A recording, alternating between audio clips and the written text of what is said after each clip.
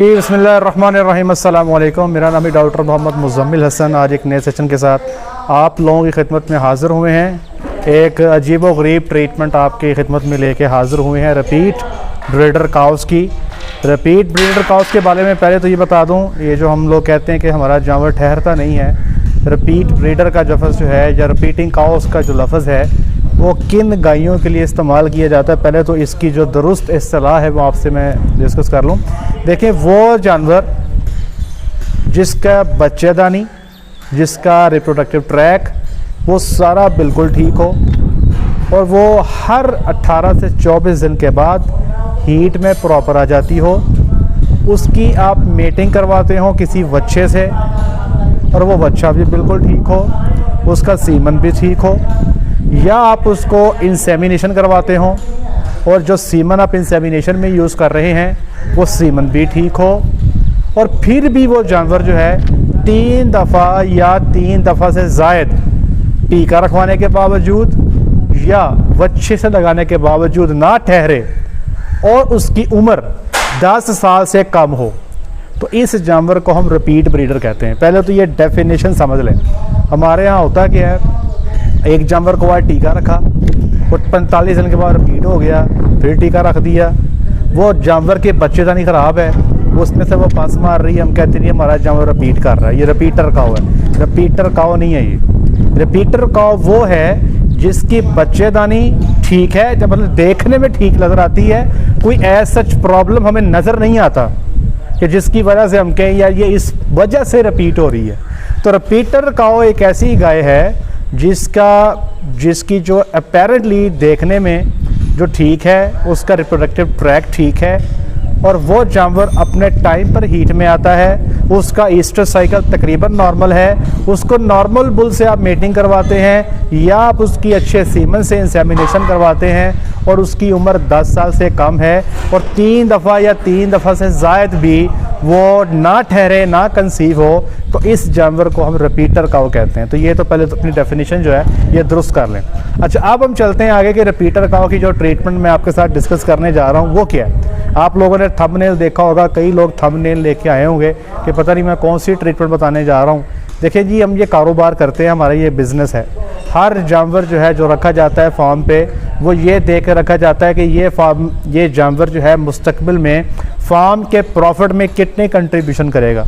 उस हिसाब से हमारे लिए जो है, मेरे लिए जो है, हर जानवर जो है is just like a machine, जिसने प्रोड्यूस करना है, अपना ख़र्चा उठाना है, फार्म को प्रॉफिट में लेके जाना है। तो हमारे पास 2 जानवर थे यहाँ पे, पिछले साल हमने वो परचेज़ किए थे।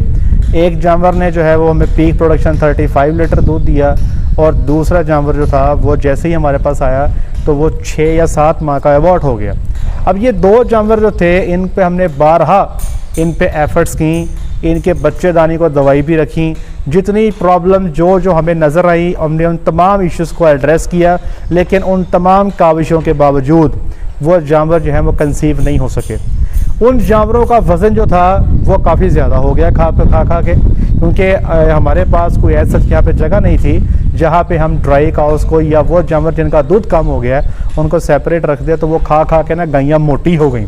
तो एक गाय का वज़न था जी 905 किलो लाइव बॉडी वेट और दूसरी गाय जो थी वो 950 किलो बॉडी वेट पे जा चुकी थी। इन जानवरों को हमने क्या किया, अब ये मैं आपसे डिस्कस करने जा रहा हूँ। याद रखिएगा कि हमारा काम है यहाँ पे बिज़नेस को एक वायबल कमोडिटी बनाना। हमने देखना है कि हम जानवर से प्रॉफिट कैसे निकाल सकते हैं, ये हमारी इम्पोर्टेंट गेम है। अब ये मैं आपके सामने रखने लगा हूँ कि हमने कैसे इन रिपीट ब्रीडर्स काउस का सलूशन किया, इनका हमने क्या हल किया। ये मैं रजिस्टर पे इसलिए करता हूँ जी कि हम लोग डेयरी फार्म पे बैठे होते हैं, हमारे पास यहाँ पे बोर्ड होते कोई नहीं है, तो जो भी सेशन हमने करना होता है कभी पार्लर में बैठ के कर लेते हैं, कभी शेड में बैठ के कर लेते हैं, जो चीज़ अवेलेबल होती है वो उसको पकड़ लेते हैं और आपके सामने रख देते हैं। क्योंकि हमारा बेसिकली कोई प्रोफेशनल यूट्यूबर तो हम है कोई नहीं है, हमारी कोशिश होती है कि जितनी इन्फॉर्मेशन है वो जैसे कि जैसे हम आप लोगों तक फॉरवर्ड कर दें। तो आपसे ज़रा पास लीजिएगा, ये अब इसे कुर्सी पर बैठ जाएँ आप, ये इसको पास ले आएँ ताकि वो आपका कैमरा हिलेगा नहीं और यहाँ फोकस कीजिएगा। देखिए जी, हमने क्या किया, वो 2 जो थे हमारे, उन जानवरों को हमने सेल किया कसाईयों को, ठीक है जी। तो वो 2 एनिमल जो थे हमारे वो जी 4 लाख और 15,000 के सेल हो गए। जानवरों की तस्वीरें जो हैं वो मैं आपसे शेयर कर दूंगा वो हमारे पास मौजूद हैं। तो उस जानवरों को आप देख भी लें। जानवर चूँकि काफ़ी फैटी थे, कई जानवर ऐसे होते हैं जो मोटापे की वजह से कंसीव नहीं होते, तो ये भी गायें ऐसी थीं जो हमें लगता था कि अब चूँकि मोटी बहुत ज़्यादा हो चुकी हैं और बेसिटी का शिकार हो गई है, इसलिए ये ठहर नहीं रही। हमने इनको जनाब कसाई को बुलाया, 4,15,000 में ये 2 गायें जो थी हमने कसाइयों को सेल कर दी।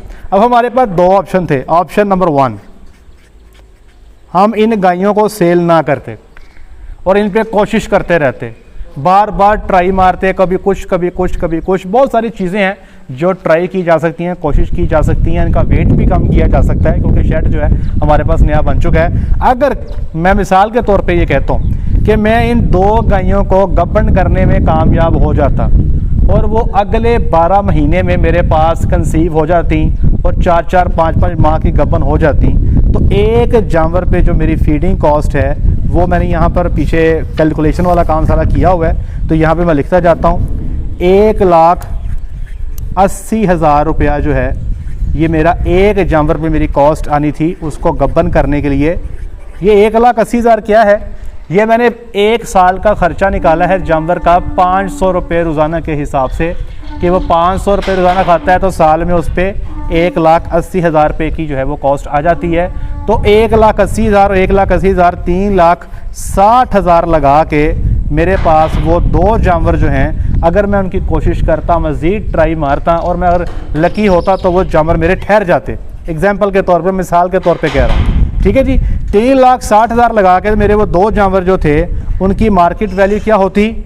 एक जानवर 4,75,000 का, तो 2 जानवर 4,75,000 के हिसाब से अगर मैं इनका रेट निकालूं तो ये जानवर जो हैं उस हिसाब से बन जाते हैं 9,25,000 के, बल्कि 9,50,000 के। ये रेट लिस्ट जो है ये आपके साथ ईस्टर्न डेयरी, ये इनकी जो रेट लिस्ट है ये मैं स्क्रीन में आपके साथ शेयर कर दूंगा। डे ओल्ड से लेके एंड तक वो अपने बच्चे को कितने कितने रेट पे सेल करते हैं वो मैं रेट लिस्ट आपसे शेयर कर रहा हूँ। तो उसी रेट लिस्ट में से लेके मैं आपको ये कीमत बता रहा हूँ कि 4 से 6 माह की प्रेग्नेंट को वो 4,75,000 में सेल करते हैं। तो अगर मैं इनको गबन करने में कामयाब हो जाता तो मेरा इन पर खर्चा था 9,50,000। मेरे पैसे कितने लगे? 3,60,000। तो जो मेरा नेट प्रॉफिट यहाँ पे बन जाता है वो बन जाता है जी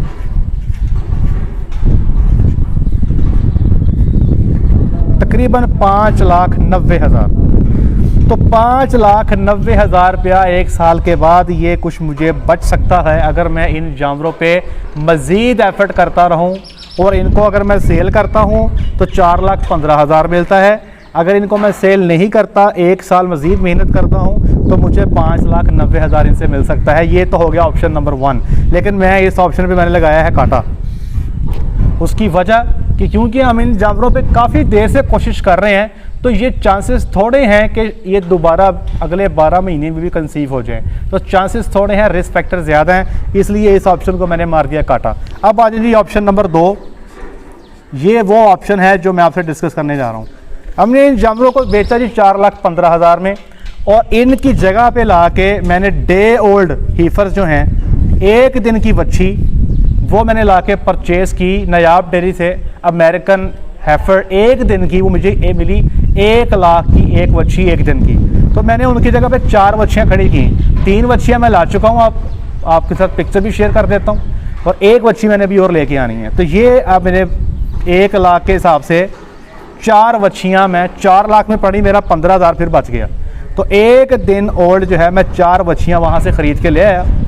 अब ये बच्चियाँ जो हैं 4 दिन की, अगर इन 4 बच्चियों का मैं 12 महीने का ख़र्चा लगाऊं, ठीक है जी, तो एक बच्ची जो 12 महीने में रेडी टू ब्रीड होती है हमारी, उस पर कॉस्ट है तकरीबन 1,30,000।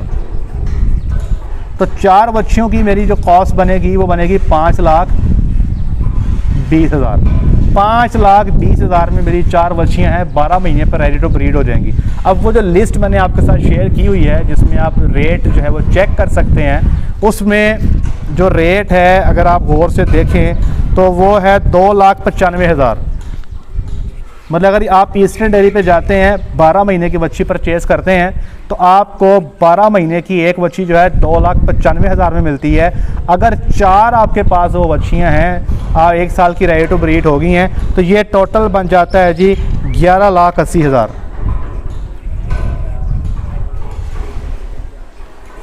तो ये डिफरेंस चेक कर लें कि 5,20,000 लगाया मैंने और मेरे पास जो है वो 11,80,000 रुपया जो है मेरे पास आ गया। अगर इसका मैं डिफरेंस चेक करूं तो ये बन जाता है 5,80 और 80 6,60 बन गया। 6,60,000 मुझे बचता है। लेकिन मैं यहाँ पे इनको सेल नहीं करूँगा, मैं क्या करूँगा, इनको ब्रीड करूँगा।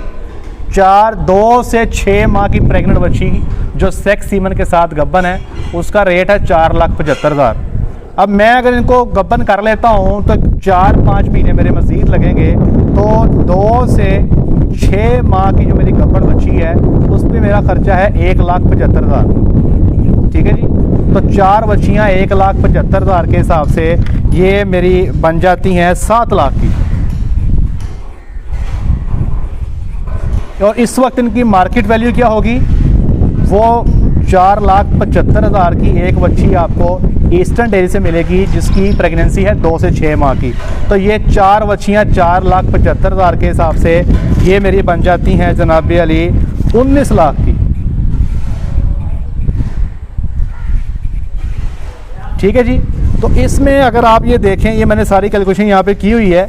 यहाँ पे 7 जो है लाख रुपया लगा के मुझे 19 लाख मिल रहा है, जो कि तकरीबन 12 लाख रुपए की मेरी बचत बन जाती है। अब यहाँ पे मैं एक और बात बताता हूँ, यहाँ पे रिस्क फैक्टर क्या है कि मेरी 4 बच्चियाँ ज़रूरी तो नहीं 4 की 4 बचें।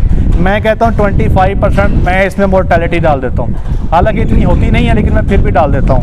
मैं कहता हूँ मेरे पास 4 बच्चियाँ नहीं बची, मेरे पास 3 बची, एक मेरे से एक्सपायर होगी, मिसाल दे रहा हूँ। ठीक है जी। तो इस हिसाब से भी अगर मेरे पास 3 भी सर्वाइव करती हैं तो उस हिसाब से भी जो मेरी बच्ची बन जाती है ये तकरीबन 14,25,000 की बनती हैं।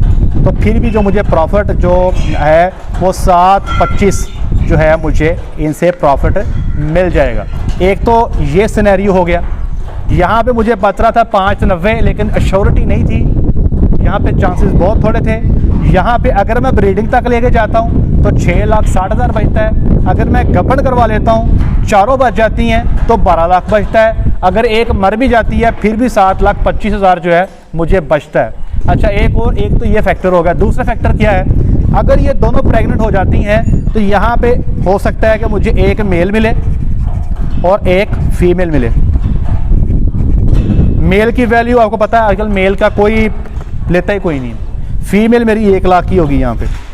अगर ये मैं इस प्रपोजिशन पे जाता हूँ, मेरी चारों बच्चियाँ जो हैं ये बच जाती हैं, तो यहाँ पे मैं 3 फीमेल यहाँ पे सेक्स सीमन से मैं अज्यूम कर सकता हूँ कि मुझे 3 बच्चियाँ मिल जाएंगी और एक बच्ची 1 लाख की, तो 3 लाख की बच्चियाँ भी आएंगी। अगर मेरे 3 जानवर बचते हैं तो फिर भी चांसेस हैं कि मेरे पास 2 बच्चियाँ तो आ ही जाएंगी। तो ये वाला ऑप्शन जो है ये हमने ले लिया है। इन जानवरों को मैंने सेल कर दिया है 4,15,000 में। इनकी जगह पे 4 बच्चियाँ मैंने खड़ी करनी है, 3 में ला चुका हूँ, एक बच्ची मैंने अभी लेकर आनी है। ठीक है जी। तो इन बच्चियों पे जो मेरी कॉस्ट है ये मैंने बता दिया आपको। 12 माह तक की जो कॉस्ट होगी मेरी वो जनाब मेरी 1,30,000 के हिसाब से 4 बच्चियों की 5,20,000 बन जाएगी और मार्केट वैल्यू होगी उनकी 11,80,000।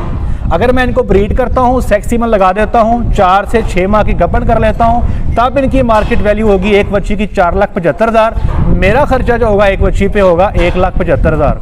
तो ये मिल मिला के जो है ये जो प्रपोजिशन है ये बेहतर है। देखें जी, आपने करना है कारोबार, इस वक्त कोई जानवर सोने का नहीं है।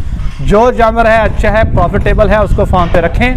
वो जानवर जो प्रॉफिट नहीं दे रहा, किसी वजह से कंसीव नहीं हो रहा, थन का इशू बन गया या कोई 100 मसले मसाइल बन जाते हैं, तो साल के एंड पे या गाहे बगाहे अपने फार्म पे जो कलिंग का प्रोसेस है उसको अपने साथ रखें।